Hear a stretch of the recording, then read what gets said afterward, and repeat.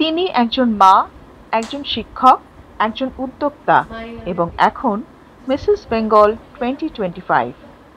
হ্যালোইস গুপ্তা শ এক সাহসিনী, যিনি প্রমাণ করেছেন যে স্বপ্ন দেখার কোনো বয়স হয় না।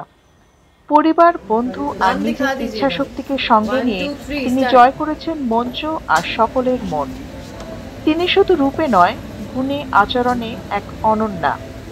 এবারে তার কণ্ঠে একটাই বার্তা, এমনই একজনের বিশ্বাস রাখো নিজের ওপর, আজকের দিনে দাঁড়িয়ে তুমি পারো। যেখানে ঘরের মেয়েরা মনে করছেন যে ঘরেই পড়ে থাকবে ও ঘরের যে সমস্ত হাউসওয়াইফ রয়েছেন তারা মনে করছেন যে কিভাবে এগিয়ে যাবেন, কিন্তু আজকে বেঙ্গলের এক বড় কম্পিটিশন ছিল যে ঘরের বউ তারাও যে জিততে পারে।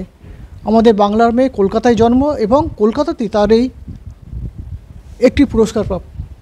সেই পুরস্কার প্রাপ্তিটা কী তার মুখ থেকে জেনে নেব। এবং এই যে 10th Glamour icon I Glamour এবং মিসেস বেঙ্গল, এটাই সব থেকে মার্কেবল এবং ওর মুখ থেকে শুনে নিই আরও বিস্তারিতভাবে। হ্যালো, জয় শ্রী শ্যাম। এইবারে জেতার পরে কেমন লাগছে? অসাধারণ। I mean if I could use a small word, অসাধারণ। মানে আমার জন্য এটা খুব বড় ব্যাপার যে আমি র্যাম্পে নামতে পেরেছি, কেন কি আমাদের ফ্যামিলিতে it is very impossible for any women to go on a ramp. মানে আমাদের মধ্যে একটু র্যাম্পে যাওয়াই একটা খুব বড় কথা। তার থেকে বড় কথা যে একজন মা হয়ে যাওয়ার পরে আরও বেশি করে কিছু পাবন্দি চলে আসে বা কিছু প্রতিবন্ধকতা আসে। হ্যাঁ, পাবন্দি এমন কিছু ছিল না, একটু স্টার্ট হলো, বাট আমার হাজব্যান্ড কোঅপারেটিভ ছিলেন, লাস্টে উনি মেনে গেলেন, বন্ধুরা একটু মেয়েরা সাপোর্ট করলো, আর তারপরে he was happy that I could win the pageant. আর যেটা হচ্ছে যে এই যে জিতেছেন, এই জেতার মোটিভেশন তো আমরা শুনেছি আগে, তবে একবার স্পেশাল যদি কারোর মানে করতে চান যে কারা কীভাবে আপনাকে তৈরি করলো? আমার মেয়েরা সবসময় আমার সাথে ছিল। মানে আমাদেরকে 30-40টা কোয়েশ্চেন্স দেওয়া হয়েছিল, আর আমাদেরকে গ্রুমিং করার জন্য বলা হচ্ছিল। তো প্রত্যেকটা ড্রেস কী পরবো, জুয়েলারি কী পরবো, কীরকম হাঁটবো, কীরকম চলবো, সব আমার মেয়েরা শেখাতো। বিকজ ওরা এখন ইয়াং জেনারেশন, ওরা বেশি বেশি করে এইসব জিনিস জানে।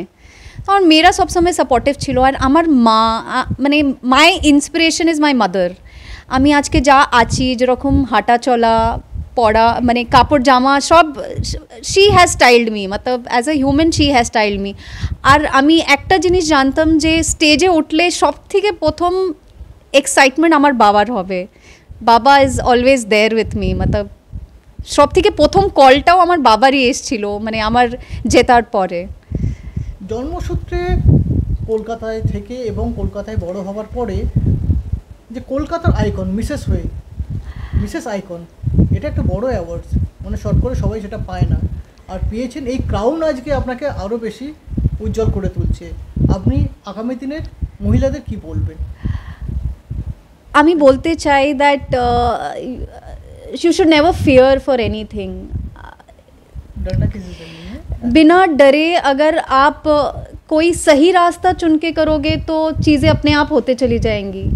And you should always have somebody to motivate you. And सबसे बड़ा मोटिवेशन भगवान होता है। मतलब if God is there with you, you are willing to give your self to God, तो यू आर देयर। और जीतना सबसे बड़ी बात नहीं है, आप किस तरीके से उस प्लेटफॉर्म पे अपने आप को पेश कर रहे हो, किस तरीके से आप अपने आप को, अपना टैलेंट दिखा रहे हो, वो बहुत ज़्यादा इम्पॉर्टेंट है। আই গ্ল্যাম 10th উইনার এবং মিসেস বেঙ্গল, তার জন্য রইল অনেক শুভেচ্ছা। আর আমাদের প্ল্যাটফর্মে সময় দেওয়ার জন্য আরও একবার অসংখ্য ধন্যবাদ আপনাকে। সঙ্গে থাকুন, ভালো থাকুন। ভয় নয়, আপোষ নয়, শুধু সত্য খবর পরিবেশনার প্রত্যয়। সত্যম নিউজ।